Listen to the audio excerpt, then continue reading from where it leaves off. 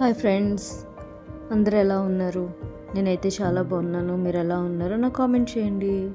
ఈరోజు మన స్పెషల్ వచ్చేసి ఫిష్ ఫ్రై అండి. ఫిష్ ఫ్రై అంటే ఫిష్లో ఉంటుంది కదా చెన, దాన్ని ఫ్రై ప్రాసెసింగ్ ఏంటో చూద్దాం రండి. సింపుల్గా, చాలా ఈజీగా, చాలా టేస్టీగా ఉంటుందండి. ఒక్కసారి నేను చెప్పినట్టు ట్రై చేయండి.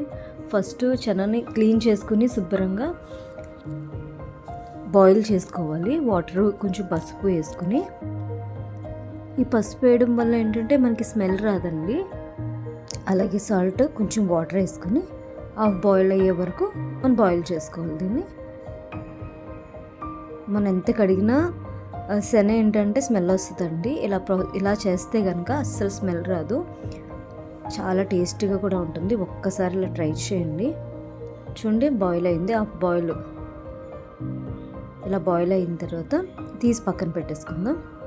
ఇప్పుడు వేరే ప్యాన్ తీసుకుని దాంట్లో కొంచెం ఆయిల్ ఎక్కువే పడుతుందండి. దీనికి మనం ఫ్రై చేస్తాం కదా, స్మెల్ అది రాకుండా ఒక 5-6 టేబుల్ స్పూన్స్ ఆయిల్ అయితే వేసాను. ఈ ఆయిల్ వేడయ్యేలోపు మన ఈ చెన్ని కట్ చేసుకుందాం అండి నైఫ్తో. మనకి ఏ సైజు కావాలో ఆ సైజు కట్ చేసుకోవచ్చు. నేను కొంచెం పెద్ద సైజు కట్ చేశానండి. చూడండి, ఇలా కట్ చేసుకోవాలి.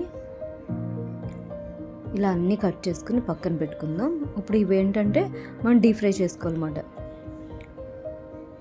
మనం వేసిన ఆయిల్లోనే చేసుకుంటే సరిపోతుంది. ఎక్కువ ఆయిల్ కూడా పట్టదండి.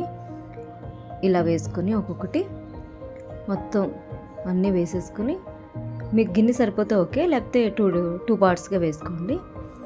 ఇలా వేసుకుని చక్కగా తిప్పుతూ ఫ్రై చేసుకోవాలన్నమాట. అది గోల్డెన్ బ్రౌన్లోకి రావాలి.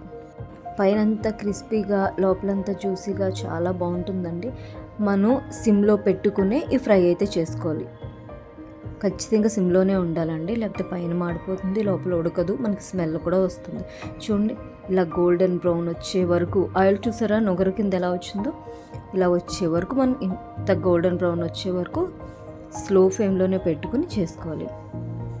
చూడండి, చక్కగా గోల్డెన్ బ్రౌన్ వచ్చేసింది. ఇప్పుడు కొంచెం సాల్ట్, మనం బాయిల్ చేసినప్పుడు సాల్ట్ వేస్తాం కదా, చూసుకొని వేసుకోండి. సాల్ట్, కారం, మీకు టేస్ట్కి తగ్గట్టు కారం వేసుకోండి. జీరా పొడి, ధనియా పొడి,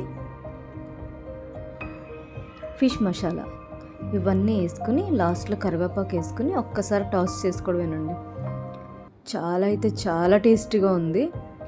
క్రిస్పీగా, లోపల జ్యూసీగా, స్మెల్ లేకుండా చాలా బాగుందండి. మీరు కూడా ఒక్కసారి ఇలా ట్రై చేయండి. ఎలా ఉందో నాకు కామెంట్ చేయండి. బాయ్.